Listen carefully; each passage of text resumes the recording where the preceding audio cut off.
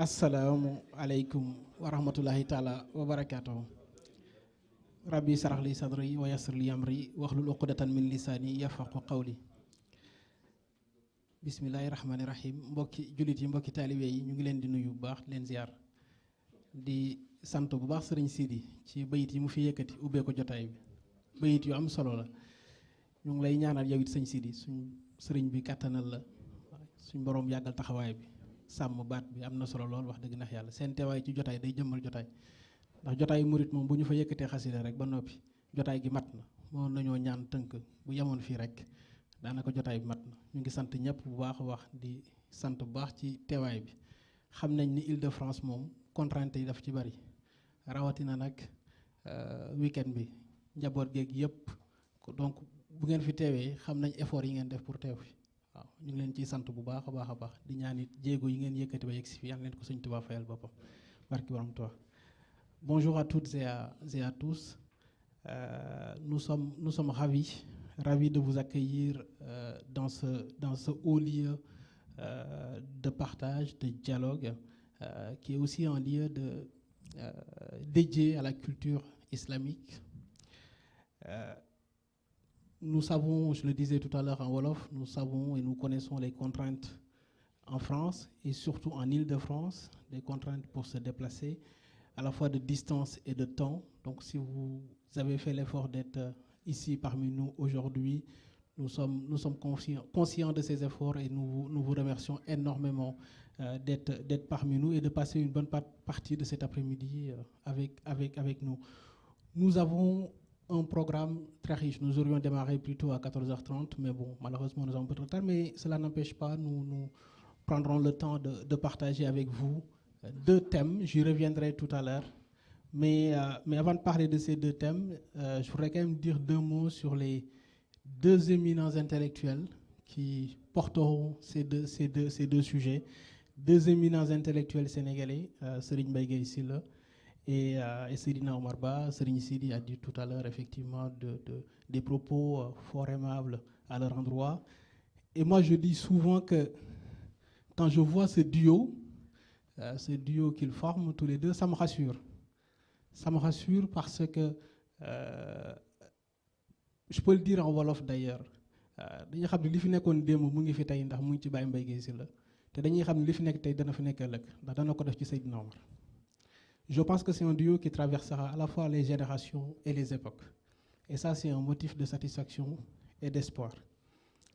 Serigne Mbaye Gueye, c'est un historien, un archiviste, autodidacte, et qui a consacré plus de 40 années de sa vie à l'histoire, à la recherche, une passion pour les archives, une vision complète et approfondie des pans entiers de l'histoire du Sénégal et du mouridisme.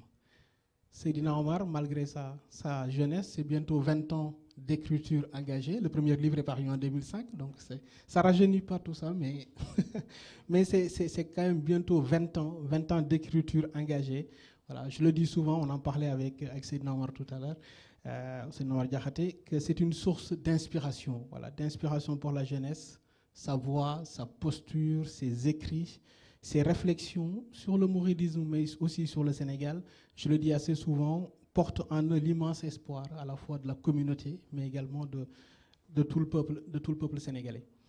Les deux thèmes que nous aurons le plaisir de partager aujourd'hui, le premier, il sera porté en Wolof par Serigne Mbaye Gueye Sylla. Le titre du thème, c'est « La Mouridia, une voie d'autodétermination ».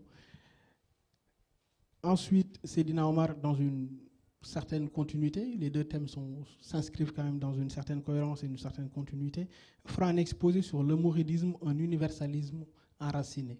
Voilà. Je reviendrai tout à l'heure d'ailleurs en termes Wolof, juste pour repartager cela avant de donner la parole à Serigne Mbaye Gueye. Mais avant de démarrer les conférences, Seydina Omar m'avait demandé de dire quand même deux mots pour à la fois remercier l'Institut des cultures de l'islam qui nous accueille aujourd'hui. Dire également que tous les échanges que nous avons eus avec eux pendant la préparation ont été des échanges fluides et fraternels. Ils se sont vraiment mis à notre disposition pour nous faciliter l'organisation de cette rencontre. Également, remercier le collectif des Mourides de France, avec à sa tête Serigne Modou Fall Kébé. Dire également que le collectif nous a aidés à tenir cette rencontre. Serigne Insa Fall n'est pas parmi nous, mais comme souvent, a œuvré en coulisses. Voilà. Il a porté ce projet et rendu possible sa réalisation. Remercier le Daïra Diawartoula à travers la chaîne Diawartoula TV qui nous permet d'ailleurs de pouvoir diffuser en direct cette rencontre. Et pour terminer, remercier le collectif 18 Safar, dont le coordinateur Serigne Abdoulaziz Gueye devait être parmi nous, mais malheureusement, il a eu une contrainte. Ce collectif qui organise le Magal et le Maouloud en Ile-de-France depuis déjà plusieurs années et qui incarne effectivement une certaine unité de la communauté mouride en Ile-de-France. Je vous propose de dire juste 2 mots sur les 2 livres que nous avons là avant de passer à la première intervention de Serigne Mbaye Gueye Sylla.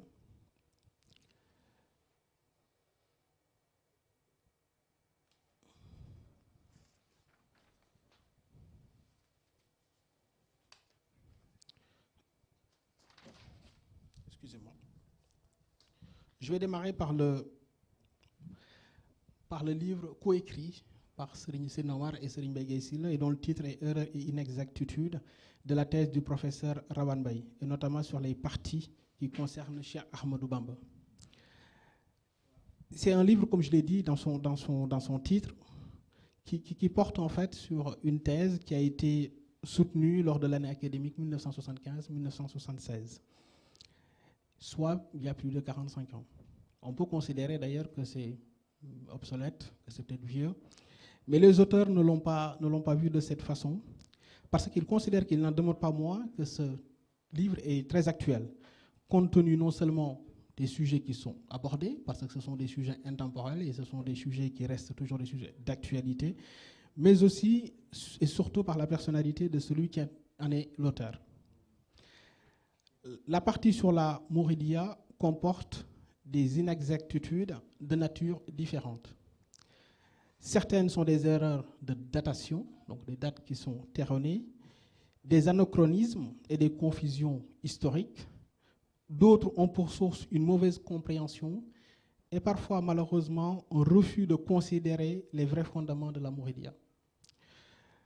Les inexactitudes les plus graves ont cependant trait à des accusations portées sur la personne de Cheikh Ahmadou Bamba, dont les méthodes d'éducation, les techniques d'enseignement et d'orientation de ses disciples sont frontalement attaquées, considérées comme peu, voire pas du tout efficaces.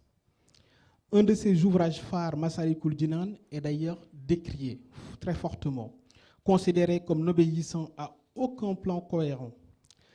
L'attaque la plus grave et inhabituelle pour un Sénégalais de ce niveau intellectuel concerne l'assertion selon laquelle Cheikh Ahmadou Bamba, à travers ses méthodes d'éducation, a détourné ses disciples des 5 piliers de l'islam. Les corrections et clarifications apportées dans le présent ouvrage ont pour but de rétablir la vérité historique, mais surtout de restituer chaque fois que c'est nécessaire ce que recouvre le vrai message de Cheikh Ahmadou Bamba, qui contraste avec le jour sous lequel il est dépeint par l'auteur de la thèse. Ces corrections sont d'autant plus nécessaires que la dite thèse a été écrite, je le disais au début de mon propos, il y a 45 ans, mais il ne fait aucun doute que pendant encore autant de temps, voire plus, elle demeurera une référence pour nombre de chercheurs. Donc il est quand même nécessaire et fondamental de revenir sur ces inexactitudes, de les corriger pour rétablir la vérité historique et surtout éviter que les erreurs qui ont été commises il y a 45 ans se perpétuent à travers la nouvelle génération.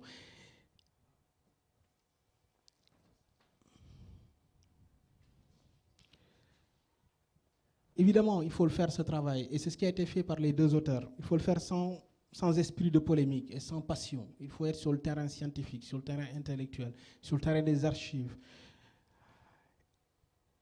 à l'intention surtout de tous ceux et celles que Cheikh Ahmadou Bamba et la Mouridia intéressent en matière de recherche. La méthode de correction empruntée est celle du croisement des références archivistiques et bibliographiques, des sources dignes de foi et des écrits de Cheikh Ahmadou Bamba. Pour ce faire, les passages en cause sont restitués tels qu'elles en sont encadrés et les corrections apportées à la suite. S'agissant précisément des sources archivistiques, chaque document est numéroté et renvoie à la thématique à laquelle il se rapporte. Ces archives figurent par ailleurs tous dans la partie annexe de l'ouvrage.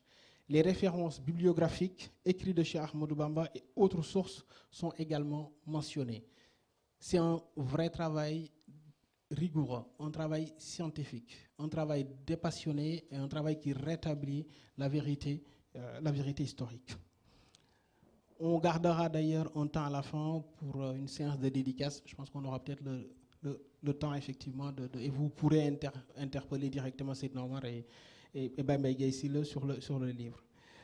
Pour ne pas être trop long, je vais juste vous dire deux mots sur le deuxième ouvrage que vous avez ici, qui est le livre de Baye Mbaye Guèye Sylla, Cheikh Ahmadou Bamba radiyallahu ta'ala anhu, dans les annales secrètes du colon. Je dirais que ce livre est le fruit d'un travail remarquable. Il revient sur une période phare et décisive du mouridisme. Dans un récit fidèle de 1895, année de déportation de Cheikh Ahmadou Bamba au Gabon, à 1968, décès du deuxième khalife des Mourides, Cheikh Mouhamadou Fadilou Mbacké, que Baye Mbaye Guèye Sylla nous livre les différents événements, remous et agissements qui ont eu lieu entre Cheikh Ahmadou Bamba et les colons. Ce document, qu'on aurait pu intituler « Le Cheikh et les colons », n'est pas un procès de l'homme blanc, mais relate toute la dimension de Serigne Touba, son éminence, sa foi, son courage, sa détermination et surtout sa ténacité face à des oppresseurs rompus à la tâche dont le nom fera vaciller toute une administration. Ce document, au-delà de sa justesse, sa cohérence, sa documentation participe à la compréhension de la voie mouride. Ce texte est un chef-d'œuvre, un repère historique, un chemin à suivre pour retracer les 32 ans de Cheikh Ahmadou Bamba dans les mains des colons. Baye Mbaye Guèye Sylla campe le décor, trace un sillon du vaste champ de Khadimou Rassoul avec pédagogie et une connaissance fine de l'histoire du Sénégal. Notre histoire ne peut pas être racontée, du moins, ce n'est pas aux autres de l'écrire, mais nous-mêmes. Sinon, nos enfants seront lésés. Nos parents en ont payé les frais. L'école occidentale a formaté des esprits et a fait croire à bien des générations que l'Africain n'a pas d'histoire. On se rappelle d'un fameux discours d'un ancien président à Dakar. L'histoire a été falsifiée à souhait pour continuer à manipuler. C'est le combat depuis toujours de ce talibé de Mame Thierno. Il retrace avec clarté, brio, le périple de Mbacké Bari à Diourbel, en passant par Diawol, Louga, Saint-Louis, Dakar, Grand Bassam, Côte d'Ivoire, Mayomba, Darou Marnane, Sarsara en Mauritanie, Thiéyène. C'est un vrai travail scientifique, rigoureux, méthodique, avec des preuves à l'appui. Ce sont ces deux ouvrages d'une dimension intellectuelle remarquable que les deux auteurs prendront le temps de vous dédicacer tout à l'heure. Une fois qu'on les aura écoutés, avec les deux thèmes que j'ai évoqués tout à l'heure, et à la fin de chaque thème, on prendra le temps d'interagir avec vous. Si vous avez des questions ou des compléments, on aura le plaisir effectivement d'échanger avec vous sur ce sujet. Voilà. Donc sans plus tarder, damay wàcce foofu sama kaddu jox kaddu gi Baye Mbaye Guèye Sylla ñu déglu ko ci premier thème bi ma doon wax sànq. Baye Mbaye bu jàppandee rek incha allah. bismillahi rahmani rahim wa sallallahu ala